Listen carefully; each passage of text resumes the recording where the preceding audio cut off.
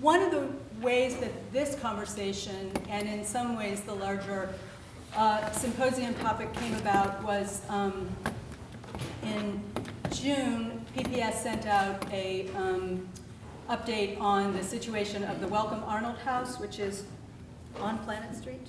Mm-hmm. Yes, I should note this too. And it was one of the houses that's been on the most endangered list, and the issue was the importance of saving this house. Around the same time, PBS hosted a screening of the fairly new documentary on Jane Jacobs and her fight with Robert Moses in New York, and we did a little conversation after that film downtown, or at Cable Car Cinema. And Claire got in touch to say, A, the Welcome Arnold House has more than one history, and B, you're showing a film about urban displacement in a place that was at the center of urban displacement in this city. So can we talk about that? So that is kind of how we got to today. And as Randy Mason alluded to, and as Brent just talked about, there are many layers of history and layers of stories. And this is a city where we've saved lots of the built environment, but we don't always know the stories that go along with all the stories that go along with those places. So how many of you saw the films the other night? Just so I have a sense. Okay, so some did and some didn't. Claire has this fantastic documentary called Some Kind of Funny Puerto Rican about the neighborhood in Fox Point where she grew up that was then displaced and scattered. And she does this wonderful job through archival footage of really bringing those people to us and hearing about what life was like in that neighborhood and then how all of that changed. So I'm going to ask her to talk a little bit about that. For those of you who didn't see the film, you'll get some sense, and some of the photographs around the room also can see some of the people that were in the film. And then Elihu is here to help us also place that Providence story in the larger national context, because it was not just a Providence story, but Providence has a role in that national story as well. So I'm going to start, Claire, and ask you, and we only have an hour for this whole thing, and I know that there's lots and lots of history, but just give us a little bit of background on how the Cape Verdeans come to Fox Point, and also can you tell us what streets bounded that neighborhood for you? Well, first of all, I want to thank you and Brent. I mean, part of what's fascinating about this particular symposium is that I'm here at the table. 3 days from now, my mother, I lived 100 yards from here. My mother was pregnant with me. I was born on October 24th. This was in the last century. I'm not going to give you the year, but I'm officially a senior citizen. So, I was just thinking this morning when I got up, and if anybody knew my mother, Ruth Andrade, an amazing woman, she was the one who led the charter petition to get the Fox Point Elementary School built for us and our children. My middle sister was the first entry class, and when she was laying in that bed on Planet Street, probably wondering what the world was going to be like for her child, because by that time, in the early 50s when I was born, we had my two oldest sisters, one is 12 years older, the other 8, had clearly demonstrated that they were gifted. My parents, we had our union. I have here also my colleague and another descendant of the founding families, Leah Hooks. Her grandfather, Chief Lido, was the one who started the Local 1329 of the International Longshoremen, the first black, predominantly Cape Verdean union on the eastern seaboard. So we had the port, which was one of the largest on the eastern seaboard, run by Cape Verdeans, which was a direct economic pipeline to the community.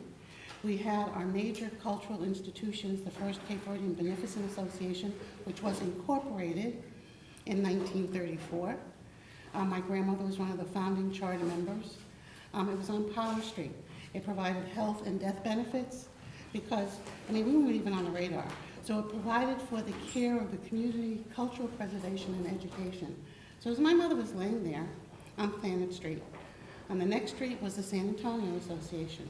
At the bottom of Power Street was the Boys Club. in 1929, the first boys' club in America that every boy in Fox Point grew up in. And then a half a block away was the Union Hall.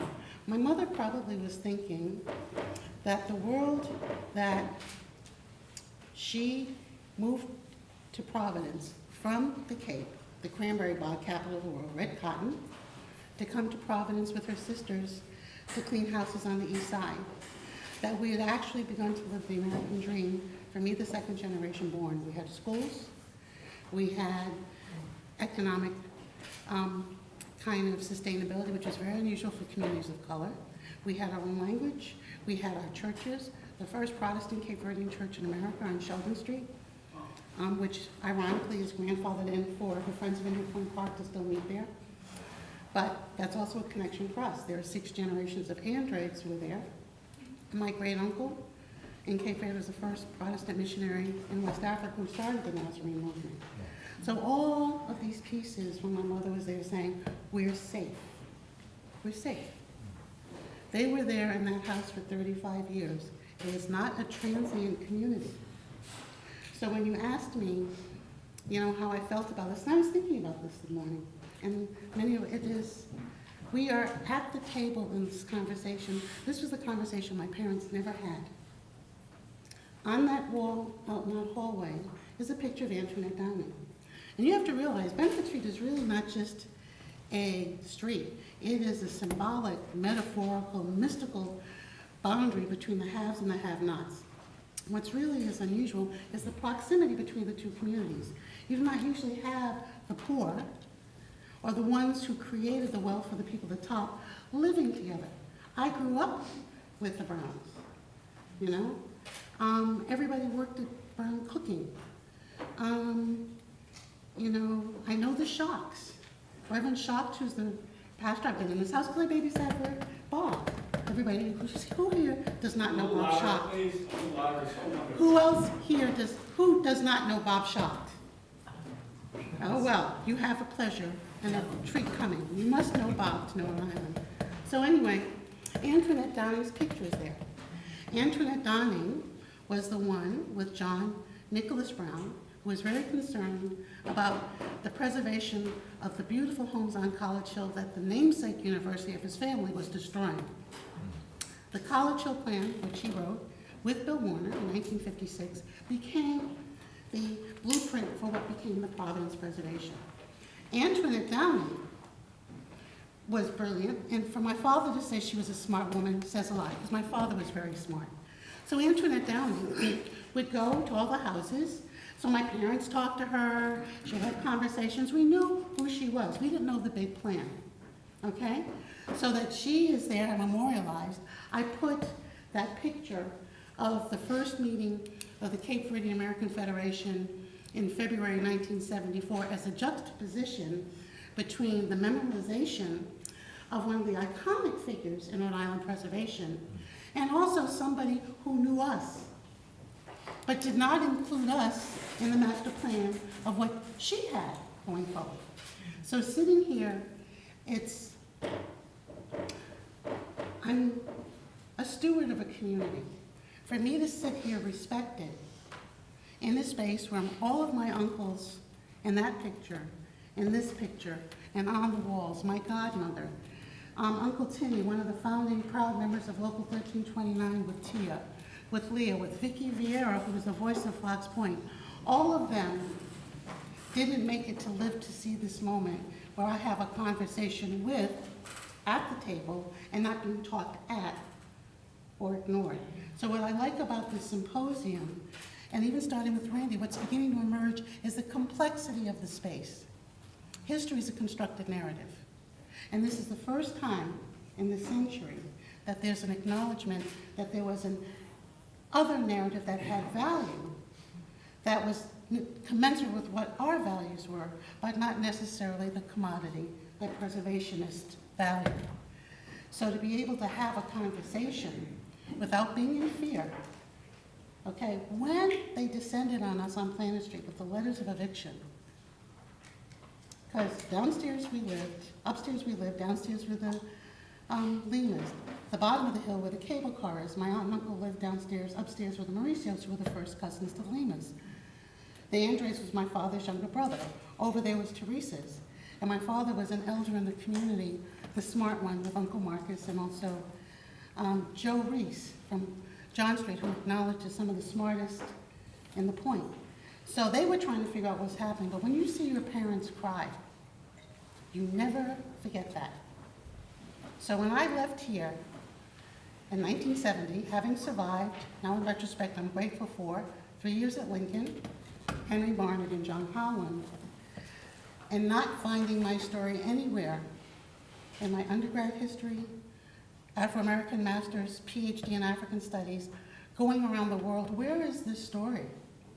Coming back and realizing the epicenter of everything that happened in the last 500 years in America started here, in these two blocks, the slave trade, immigration, the Industrial Revolution, and the Portuguese connection. The Portuguese were the first ones in Africa to turn on the light in 1462, and the last European power to turn it off in 1991.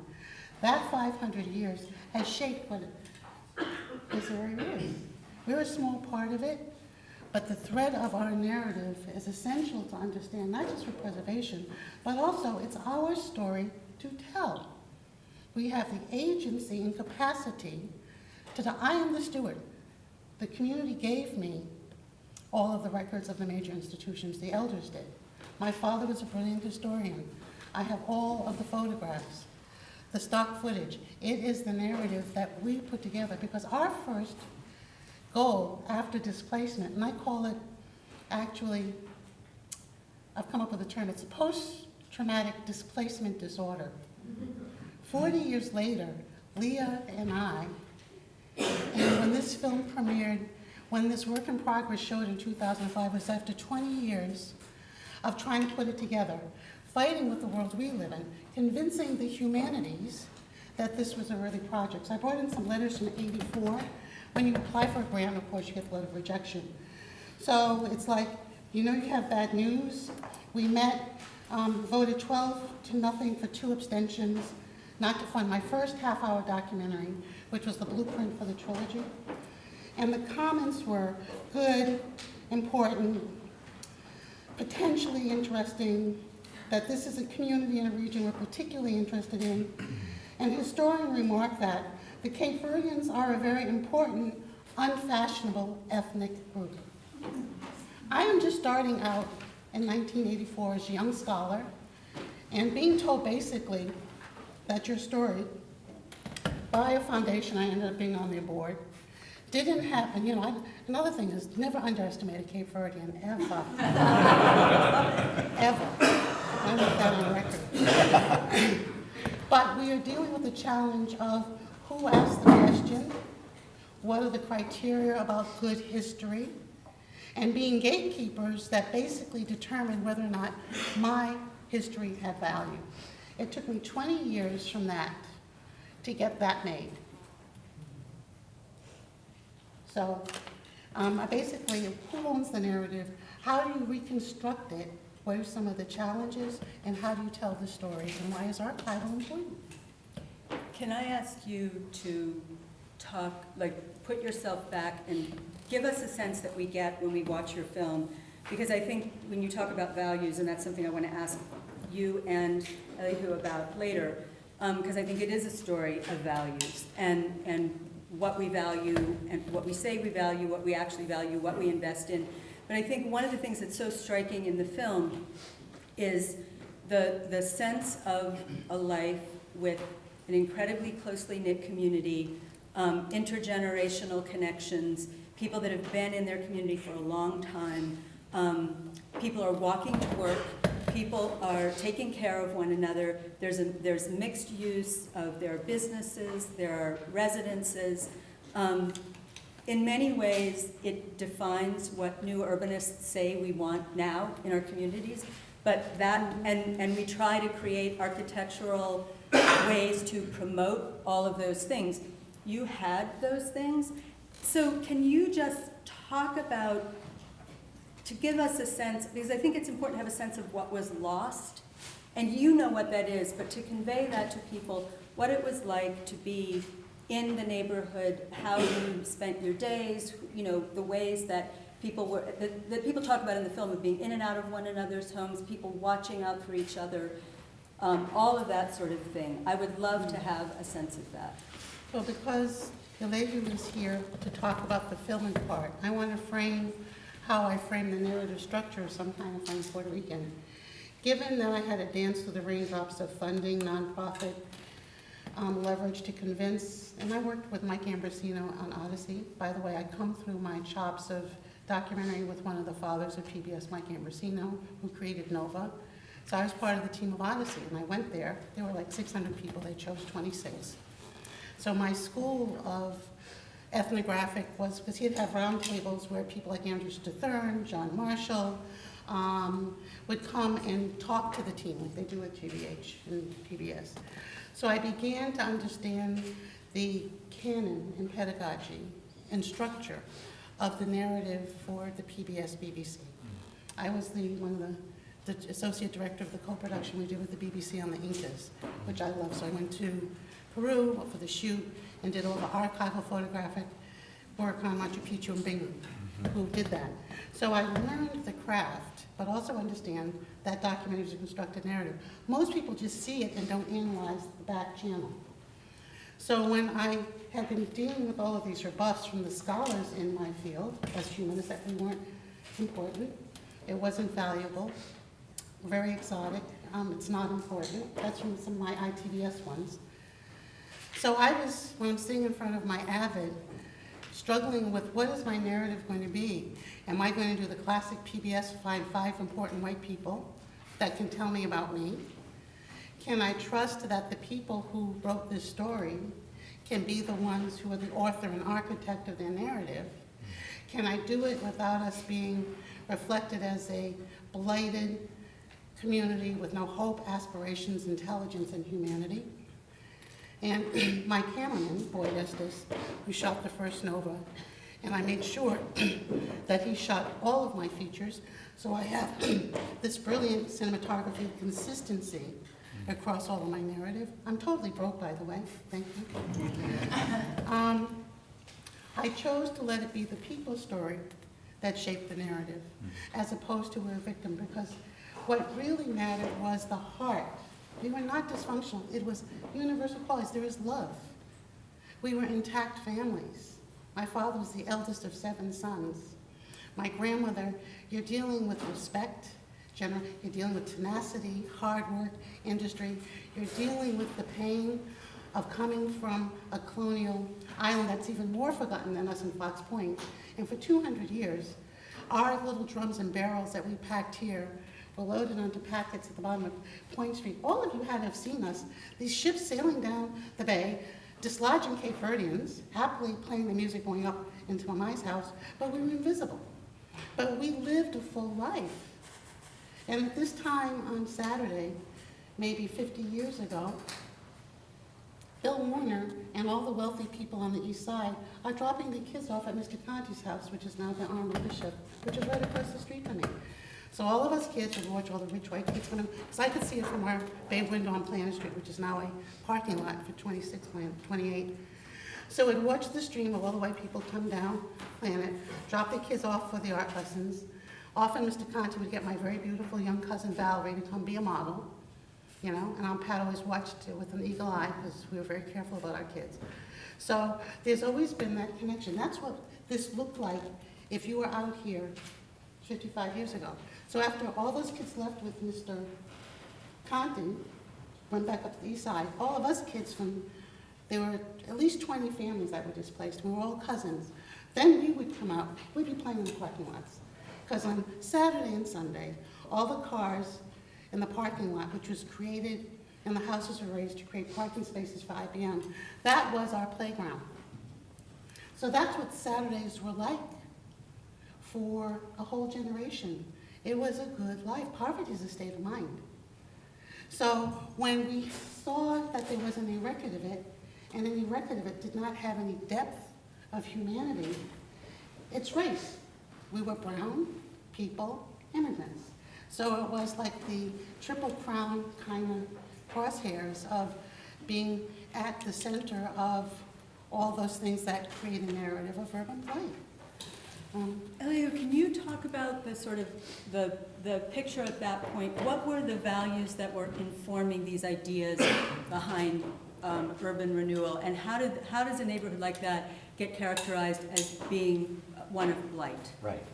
Right. Well, thank you, Christina, and thank you, Claire. It's really wonderful to join you, and I'm really learning a lot about this story for the first time and viewing the really incredible film that you made, Claire, and we can talk more about that too. And it was interesting, Claire was just showing me how the film was described in a festival at Cornell, and it's talked about the well-intentioned planners behind all of these major interventions of the post-war period. And I think that question of trying to put yourself back in the position of those planners is worth doing, whether they were well-intentioned or not, because many of the dramatic urban upheavals of the post-war period traces back to 19th century reform movements in the city, where well-intentioned elite bourgeois would go down to the poor and immigrant parts of the city and look at it with a kind of dismay. And again, this goes back to Victorian practices of slumming it in the 19th century, in fact. And early reforms included even the most modest building regulations to create dumbbell tenements, for example, and beginning to think about the problems associated with density and congestion in these places. And so these reformers in the post-war period, in some ways, are inheritors to a long legacy, a problematic legacy, and often paternalistic and condescending legacy of looking at poor and congested parts of the city and wanting to help improve it. There is a progressive instinct behind this movement, as much as we problematize that instinct as well. Now, what changes in the post-war period is finally tremendous amount of federal funding that is now flowing into cities for the removal of slums and blight. Again, this became, for some urban policy people, this was a great success because they were now looking at 60 years of congested districts that were not considered to be well habitable, that were not considered to be healthful places to live. But now once all of this money starts to flow, and there's the 1949 Housing Act, which is essentially a major write-down on slum and blight clearance, well then you had to produce the slum. You had to present and produce the slum, and this is where the problem begins, because one person's slum and blight is another person's neighborhood and sustaining environment. Very powerful techniques, documentary techniques, whether it's street photography, trying to show that the children have no place to play, that the fire escapes are rickety, that there's not enough open space here, people are hanging their laundry out to dry. They all became markers of the way people shouldn't have to live. And in my own analysis, it is that kind of paternalism, that even on their behalf, they shouldn't have to live in that way. And so the money now flows to these areas, and it becomes quite divisive. For example, in Boston, the West End is a story of another neighborhood, a diverse, although largely Italian-American ethnic neighborhood that is completely or very dramatically removed to make way for new developments and the expansion of the hospital and all of the other players that begin to build on these sites. But it took a sociologist, Herbert Gans, to write a book called The Urban Villagers to begin to describe to people a richer way of viewing that environment that the planners with their myopia couldn't see. When you're looking for blight, you find blight, right? What is it? If you have a hammer, everything's a nail kind of thing. And this was a major issue where wanting to take advantage of federal funding, wanting to bring that money home to roost, even if it was to demolish neighborhoods. And another important thing here is, Christina, you raised something so interesting. Everything that we want today back again was already there. The mixed use, the difference, the diversity of all variety. But for planners of that time, they had a very difficult time tolerating mixed use. It was too messy for them. And they didn't think people should live next to shops, next to industry in this way. And this has its long and fascinating legacy, going back even to European modernism of reconfiguring the city around seamless circulation and transportation, of using those transportation networks now to separate industrial districts from housing districts. The planners at that time, this is a generalization, but especially in the early years of the early 50s and mid-50s, they simply couldn't tolerate that kind of difference. They wanted the satisfaction of having sorted it all out. Well, and was there also, Lauren Drapala is here, who was one of the speakers at a conference that Brent and I attended last week, and she spoke about the College Hill Plan, and one of the pieces in there apparently was also this idea of increasing the value of property. Oh, yeah. And this sort of model of suburban. Well, so this is the third piece, Christina, and I'm glad you raised that. There is a sense in the 40s especially that cities are in crisis. And this is a very important mindset to try to relate to and understand. It might be difficult now when cities like Providence, where American cities are unevenly experiencing these renaissances in so many ways, and it's wonderful to see in many cases. They bring other kinds of problems with them too. But at that time, coming out of World War II, with all of the federal funding, now some in 49 coming to fix blight in the city, but a tremendous amount of federal funding going to subsidize these new metropolitan suburban environments. After 1956, with the Highway Act, a huge amount of federal funding going in to subsidize the transportation in all of these areas.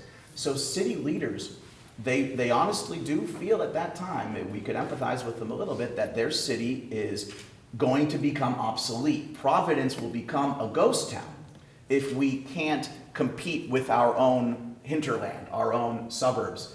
And the trap they fell into was to try to replicate what they perceived to be the advantages of the suburbs in the city itself, thus erasing so many times what made the city so special. Now we want it back.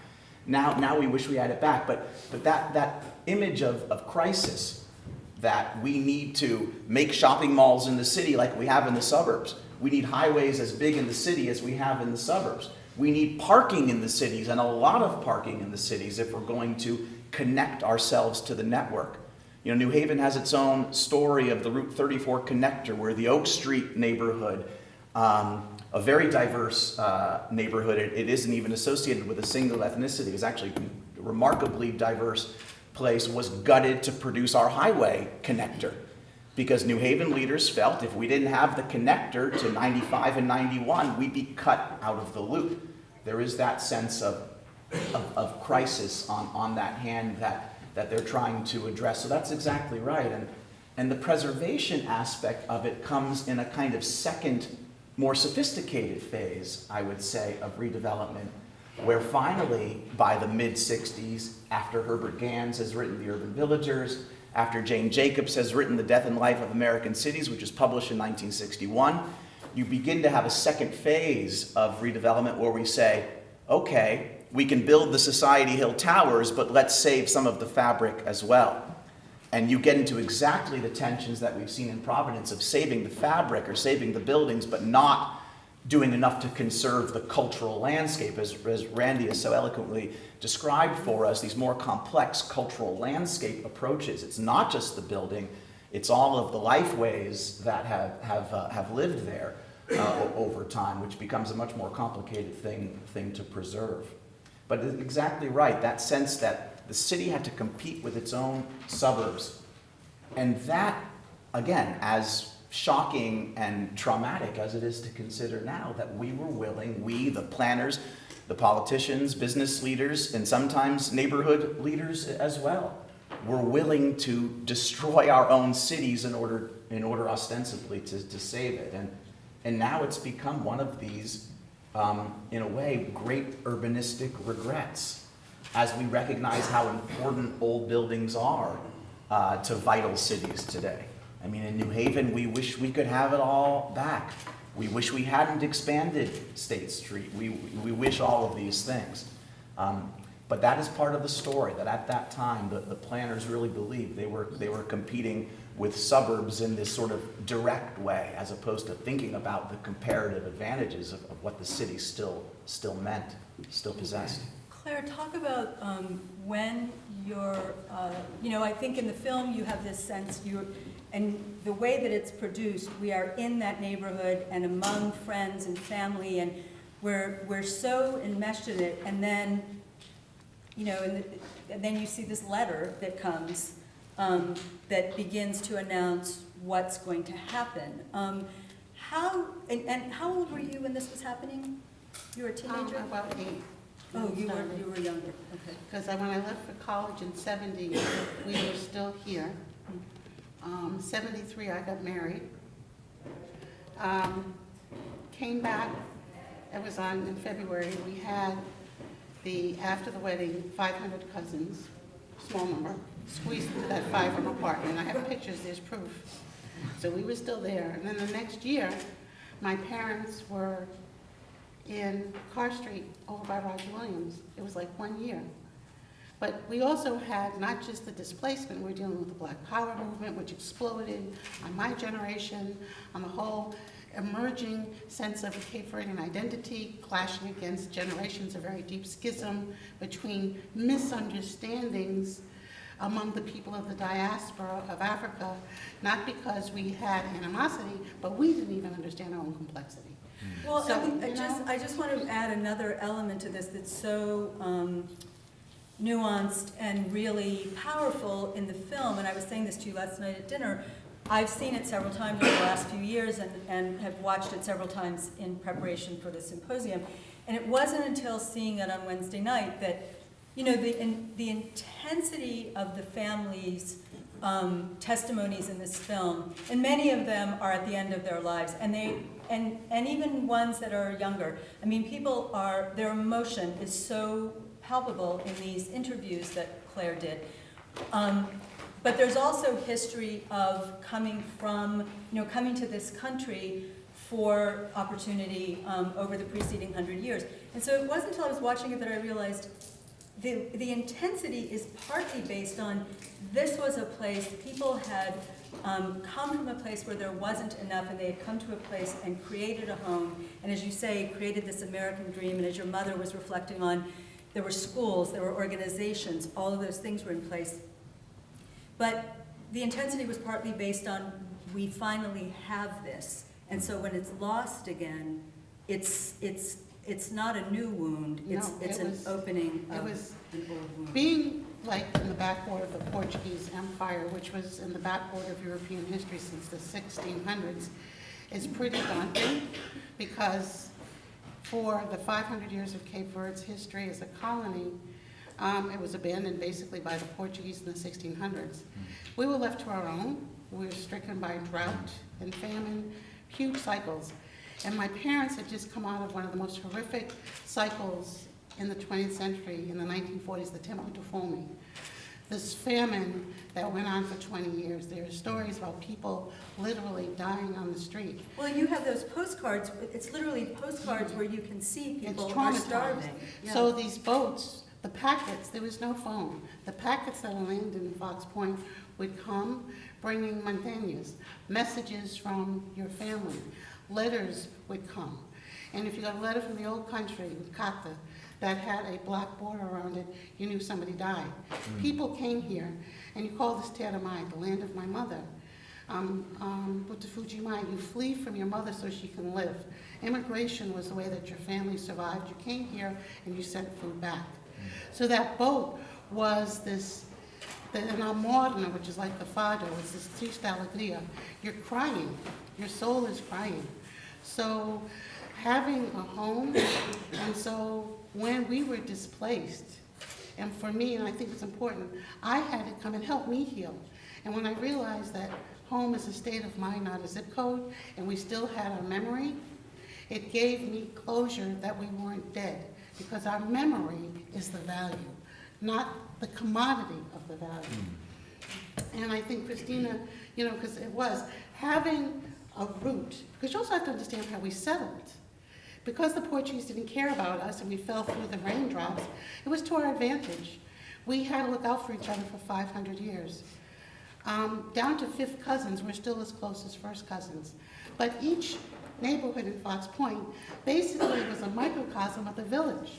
So the Planet Street Power, South Main, that was Saint-Anton. All these people from that one island. Brava was mostly down the Cape. You know, the Playa folks, which was from the longshoremen, the Cavallos, they were over on the Grand Parkway. We knew our villages. It was a kinship. It was almost like Avatar. I love Avatar.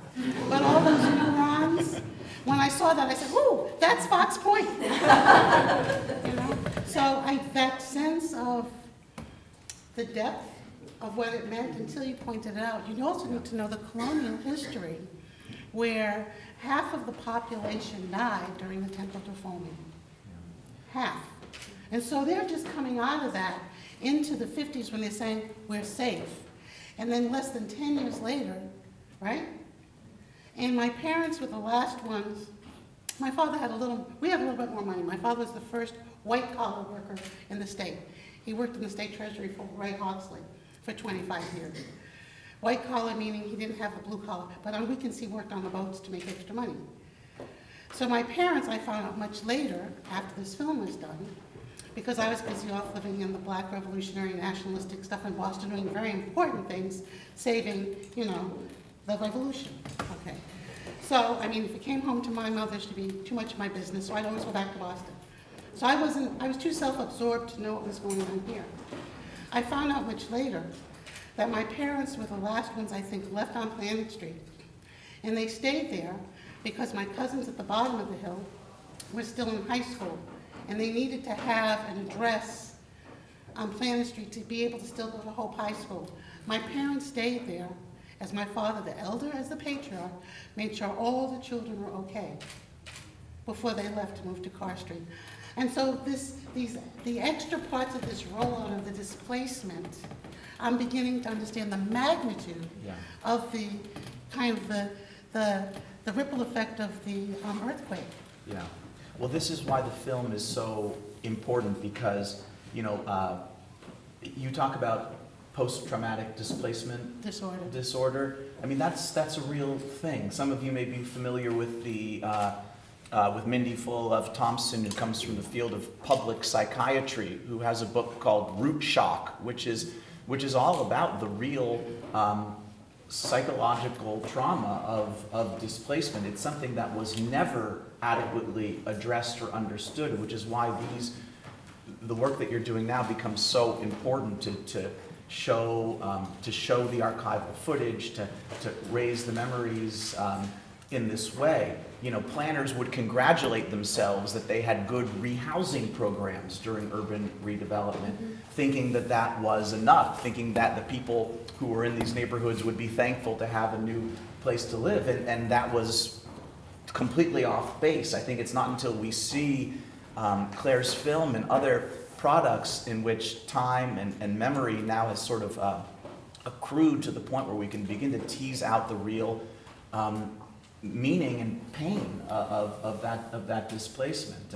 It was never anything that could be adequately addressed simply by rehousing in one form or another.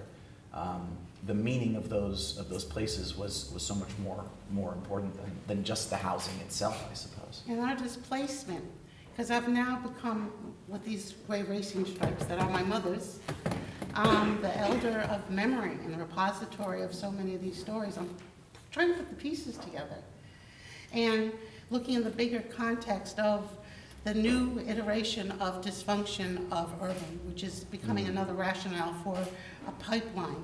But it was a pipeline from here when they displaced us to the projects. They said, well, where are we going to go? We don't care. Go to the projects. And I now am anecdotally, because I still have to put it together, and you know, young men are very rambunctious. So when the young guys down the point, my cousins and they, feeling their wild oats, you know, hot wiring the ignition, stealing their uncle's car, doing stuff that guys do, right? But you can only go so much out of line from Plant Street to India Point Park because one of your uncles would see you of somebody who's only so bad you could be.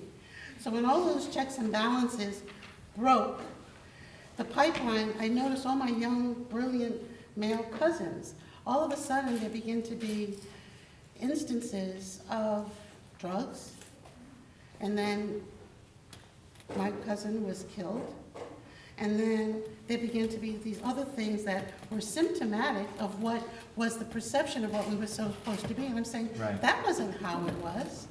Why did that happen when we get out of our safe little bubble that was a perfect little brown, Creole-speaking, good food, good music and dancing, yes, we have a lot of rhythm, world, to that one? How do we go from there to that? And why is little Bobby dead?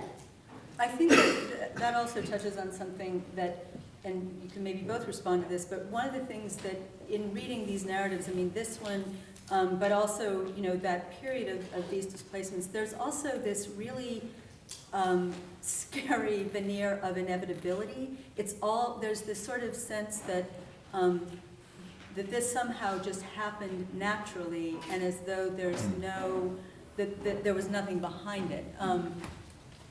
I don't know, if you can maybe... I found this article because sometime over the last 30 years, elders would send me things.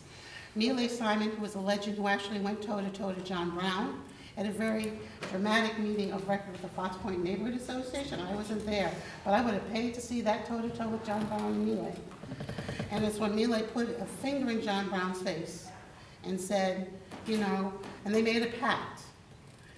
Brown students are moving down into the neighborhood where there are families.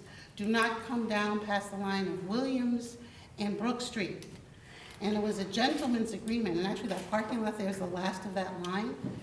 But Mele gave me this because all the elders were with me, they wanted to see this before they died.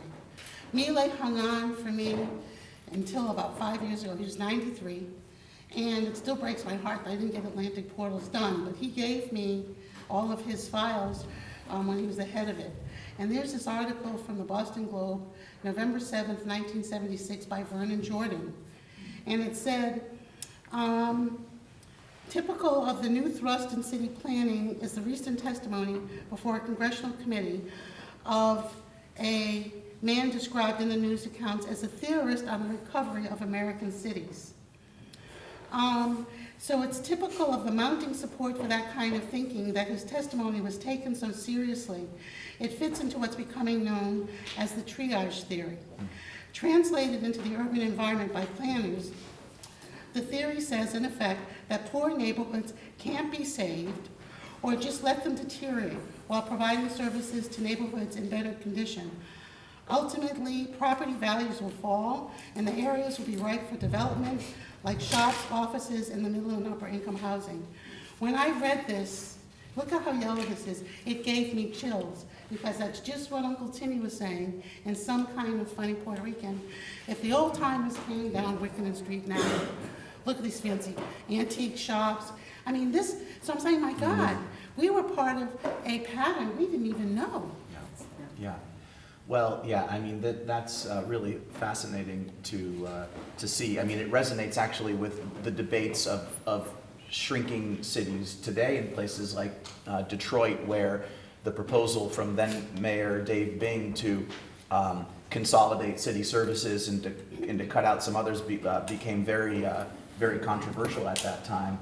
You know, this question of inevitability or what's natural, I think, became a very powerful rhetorical discourse that the planners used to advance these plans. And you know, that metaphor of the natural, or even the anatomical metaphors that were applied to the city were very misleading and unfair. You know, it's very interesting in the film, Claire, there's a moment where some of the areas, the word gets out that this is part of the planned area, and people begin selling immediately, or thinking, oh no, we're going to be threatened immediately. Sometimes even just the rumors or the initial planning phases can sometimes trigger the actions themselves and make it seem as if it's a natural outgrowth, when in fact it's people beginning to react sometimes defensively. Fear. You got to realize, 500 years we were a Portuguese colony. Many of the immigrants here kept their mouths shut because one of the most terrifying police private forces was PEEV, the Portuguese police. They would have agents in the immigrant communities. If you acted up, you were putting your family in danger. Allegedly, according to my grandfather, the PEEV, in collaboration with the American, probably around police, would come and be looking for, like my grandfather, people like that, to go and grab them and, you know, conscript them. So you have a community, and this is like, again, what Christina said, and you had reminded me that our roots to land goes back centuries and home, but also fear. Salazar was 50 years in Portugal, not a joke. It was hard for anybody, but as one of the great dictators, in terms of an absolute totalitarian, it was throughout the Portuguese Empire, the fear and the point for resisting any authority. So when you had people with authority coming with letters, white people coming to your door speaking English saying, you gotta go. Right. The fear, that's what was palpable to me as a little girl. Because my parents would always switch into Creole when they didn't want me to understand what they were saying. But when you're a child, you can understand the tone. So now I understand what that fear was. It wasn't just, you gotta move, you know? You have somebody says, well, this is your eviction letter, you know? And it's, you have to understand what it's like to be a brown person with no power, and you know you can be exterminated. Yeah. So that's also, the fear was palpable. Yeah.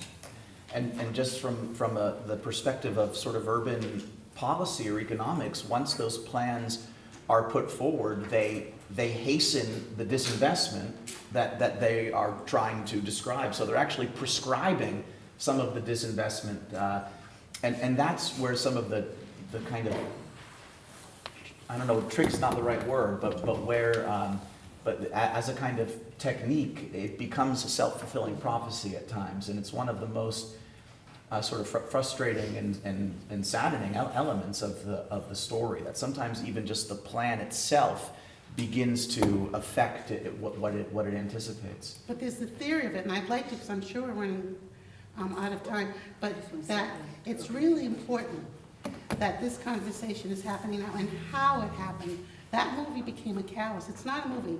It was the beginning of a movement that has taken all of that time to get to this table in conversation with Providence Preservation.